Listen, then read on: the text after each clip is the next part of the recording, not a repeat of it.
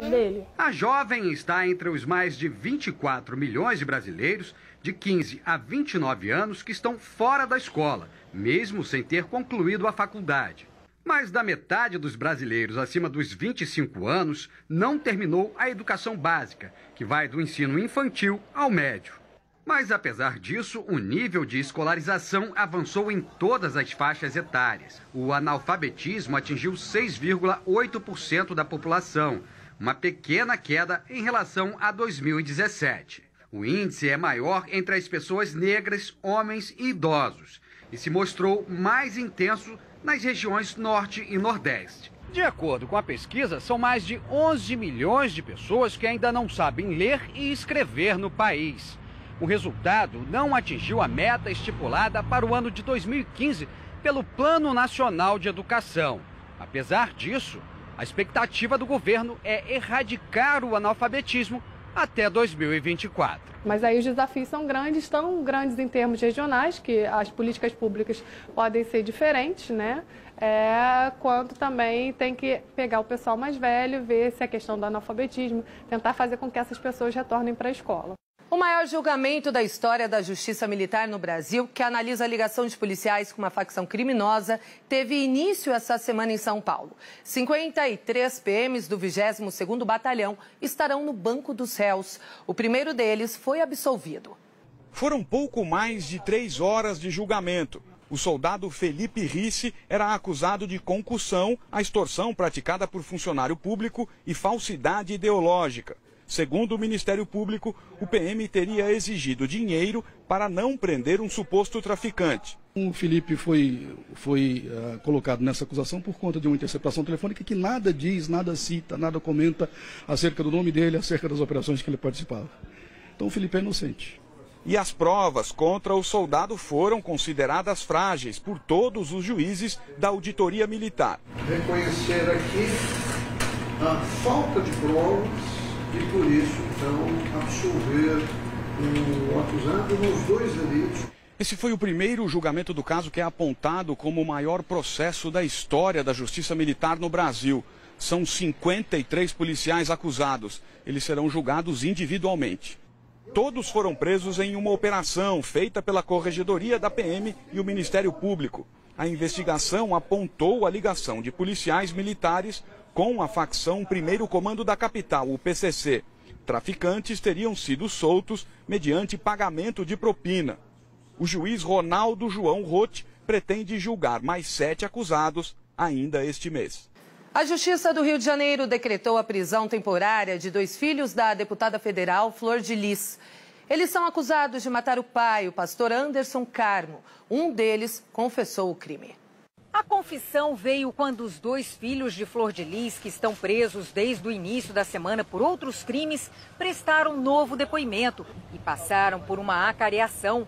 Segundo a polícia, Flávio dos Santos, de 38 anos, disse que atirou 6 vezes no pai. Ele apontou o irmão Lucas, de 18 anos, como cúmplice. Apesar da confissão, a polícia tem dúvidas sobre a autoria dos disparos. É que as câmeras de segurança registraram a presença de Lucas no local do crime quando o pai foi assassinado. Mas as imagens não deixaram claro que Flávio, o irmão mais velho, fez os 6 disparos. O laudo do Instituto Médico Legal indicou 30 perfurações de bala no corpo de Anderson do Carmo, resultantes de pelo menos 15 tiros. O pastor foi morto logo após chegar em casa com Flor de Lis na madrugada do último domingo. Segundo a deputada, o marido voltou à garagem para pegar algo que havia esquecido no carro e acabou morto a tiros. Ainda no depoimento, Flávio diz que contou com a ajuda de Lucas para comprar a pistola. A polícia encontrou a arma no quarto de Flávio, na casa de Flor de Lis. O primeiro teste revelou que a pistola foi mesmo usada no crime. Flávio citou motivos financeiros para assassinar o pai. No enterro, ele ficou o tempo todo junto da mãe e foi preso quando deixava o cemitério, acusado de agredir a ex-mulher. Lucas foi detido no mesmo dia, também por outro crime, tráfico de drogas. O ministro Sérgio Moro prestou depoimento na Comissão de Constituição e Justiça do Senado sobre os vazamentos de conversas com procuradores da Lava Jato quando era juiz da operação. Durante a audiência, ele disse que não tem medo de novos vazamentos e afirmou que não tem apego ao cargo e que pode sair do ministério se houver irregularidade. Foram mais de 8 horas respondendo a perguntas de mais de 40 senadores inscritos.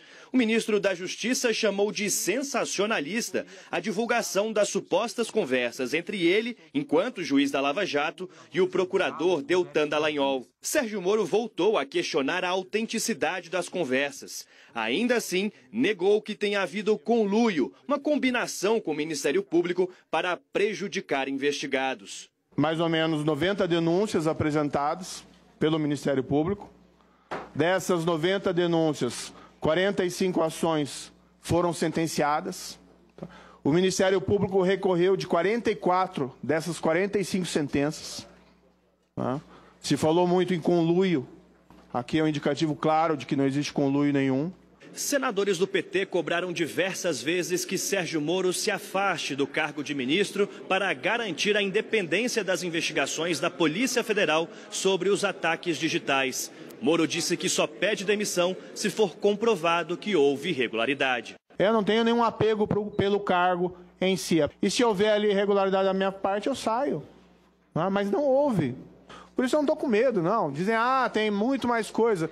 Divulguem tudo de uma vez. A gente analisa daí, o Senado analisa, as pessoas analisam. O ministro também rebateu a última conversa revelada pelo site The Intercept Brasil. Em 13 de abril de 2017, Moro teria perguntado ao procurador Deltan Dallagnol: tem alguma coisa mesmo séria do FHC, Fernando Henrique Cardoso? O que vi na TV pareceu muito fraco. Caixa 2 de 96? Dallagnol teria respondido: em princípio sim, o que tem é muito fraco. Moro reforça: não está mais que prescrito? Deltan informa que a investigação foi enviada para a Justiça de São Paulo sem análise da data do suposto crime. Segundo o procurador, para passar recado de imparcialidade. E Moro teria dito: não sei, acho questionável, pois melindra alguém cujo apoio é importante. E o site divulga lá, interferiu na investigação. Que isso? Tá brincando com a nossa honestidade intelectual, com a nossa capacidade de percepção dos fatos. Se quer divulgar dessa forma sensacionalista, pelo menos seja fiel ao texto das mensagens que, adulteradas ou não, estão lá com esse site duvidoso. Na próxima semana, Sérgio Moro vai voluntariamente à Câmara dos Deputados, também para esclarecer as mensagens. Nesta quarta, a Abrage, a Associação Brasileira de Jornalismo Investigativo, repudiou ataques de deputados e do próprio ministro ao site The Intercept Brasil e aos jornalistas do veículo. Para a Abrage, tentativas de intimidar e silenciar um veículo são ações típicas de contextos autoritários e não podem ser tolerados na democracia que rege o país. Dias antes da audiência no Senado, o ministro da Justiça, Sérgio Moro, esteve aqui no SBT. Moro disse que estava tranquilo e que sempre teve o apoio do presidente Jair Bolsonaro no caso do vazamento das mensagens trocadas com procuradores da Lava Jato. O ministro da Justiça chegou ao SBT num helicóptero da Polícia Rodoviária Federal e gravou participação no programa do Ratinho. Na saída, Sérgio Moro falou sobre a medida provisória assinada pelo presidente Jair Bolsonaro, que acelera a venda de bens de traficantes apreendidos pela polícia. Há mais de 80 mil itens, entre aviões, carros e imóveis, à espera de um destino. Esse dinheiro vendido vai para o Fundo Nacional Antidrogas. Esse dinheiro é investido na repressão ao tráfico, por exemplo, para comprar equipamento para policial. Também é investido na prevenção ao tráfico, para fazer campanha contra o uso de drogas, e também para atender o dependente químico. Nós precisamos usar melhor os recursos do próprio tráfico de drogas contra o tráfico de drogas. O ministro da Justiça falou do vazamento de mensagens atribuídas a ele, quando ainda era juiz em Curitiba, e ao procurador Deltan Dallagnol sobre detalhes da Operação Lava Jato. As supostas conversas com sugestões e dicas, o que é ilegal entre as partes num processo, foram publicadas pelo site Intercept Brasil, que não revela a fonte da informação, mas nega ter hackeado os telefones. Moro argumenta que nunca reconheceu a autoria dos diálogos. Eu nunca reconheci, porque simplesmente eu não tenho mais essas mensagens. Mas quando o senhor disse que estava fora de contexto, não estava reconhecendo? Eu usava o aparelho, esse aparelho, esse de comunicação anos atrás, então eu não tenho. Agora, quando eu vejo essas mensagens, olha, algumas coisas eu posso ter dito, outras me parece que podem ter sido alteradas. Eu não tenho como reconhecer essas mensagens, até porque quem as obteve de maneira ilegal sequer teve a dignidade de apresentá-las. Sérgio Moro foi perguntado se, após as denúncias, sentia-se prestigiado, apoiado pelo presidente da República. Jair Bolsonaro, no final de semana, quando questionado sobre Moro, disse que 100% de confiança só em pai e mãe. O presidente tem dado apoio, né? Sempre deu apoio, acompanhou em vários eventos, isso me parece muito claro. O senhor está tranquilo? Sim. No fim da tarde, na cerimônia de assinatura da medida provisória, Bolsonaro voltou a defender Moro e disse que ele é um alvo preferencial dos adversários políticos. Nós passamos a ser alvos compensadores por parte do inimigo. Então, atirar em Vossa Excelência para o inimigo é motivo de satisfação. Como todos os anos, os tradicionais tapetes feitos com serragem e sal por católicos em várias cidades do Brasil marcaram o feriado de Corpus Christi. A tradição é antiga, mas o resultado do trabalho dos fiéis sempre encanta e surpreende. A missa na catedral marcou o início da celebração de Corpus Christi em Belém. Nós celebramos essa Eucaristia louvando ao corpo e o sangue do Senhor Jesus, que para nós é o centro da nossa vida de fé, da nossa vida cristã, o verdadeiro alimento que nos sustenta. A cerimônia foi seguida por uma procissão pelo centro histórico da cidade. Nós vemos na presença da hóstia a imagem de Jesus, que nos santifica e é a nossa esperança de ressurreição, né? O Corpus Christi é comemorado pela Igreja Católica no mundo todo 60 dias depois da Páscoa. Uma tradição que começou na Europa no século XIII. A data marca a celebração da Eucaristia e só no Brasil reúne milhares de fiéis. Como parte da comemoração, ruas de várias cidades do país amanheceram cheias de cor. Em Capanema, no nordeste do Pará, 400 sacos de serragem foram usados para preparar os tapetes, que enfeitaram o percurso da procissão. A alguns quilômetros dali, em Bragança, a decoração ocupou 1,5 quilômetro de uma das principais avenidas do município.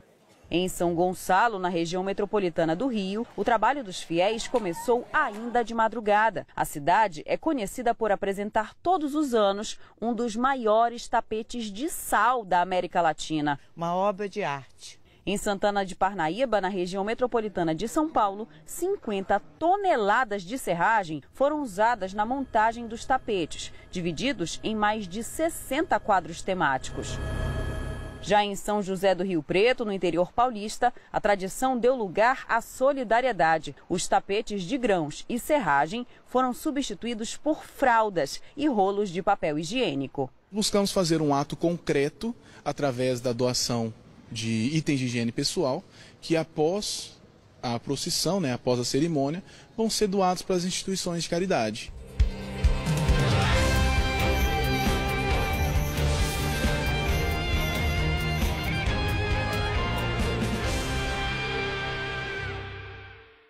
Nove pessoas foram presas em 8 estados, suspeitas de aplicar golpes na venda de pacotes de viagem para a Terra Santa.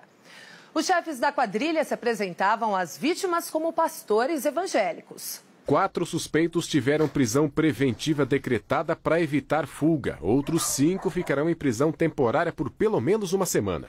A polícia estima que mais de 1.000 pessoas caíram no golpe. A maioria era de fiéis que frequentavam as igrejas. Os suspeitos se apresentavam como pastores, frequentavam as igrejas, ganhavam a confiança dos fiéis e, na sequência, apresentavam os planos de viagem organizados pela Shalom Operadora, com destinos para Terra Santa e outras cidades. Quando os interessados pagavam pelo passeio, eles não iam para lugar nenhum. Segundo a polícia, o caso veio à tona quando as vítimas começaram a publicar reclamações na internet. Começavam a ofertar esses produtos normalmente para fiéis, tentavam focar em pessoas idosas, inicialmente num valor que não destoava do valor de mercado. Passados alguns dias, eles faziam uma promoção relâmpago por 50%, 60% do valor. E esses pacotes eles eram sempre programados para datas bem afastadas, 2, 3 anos para frente. Paulo César Zardo é suspeito de ser o líder do grupo. Ele já tinha sido preso em 2015 praticando o mesmo golpe. Há vítimas em pelo menos 8 estados. O que a gente apurou que apenas no que havia ficado para trás de boletos dessas pessoas que haviam suspendido o pagamento, se fossem honrados, chegaria a uma soma de R$ 4 milhões. Um policial militar que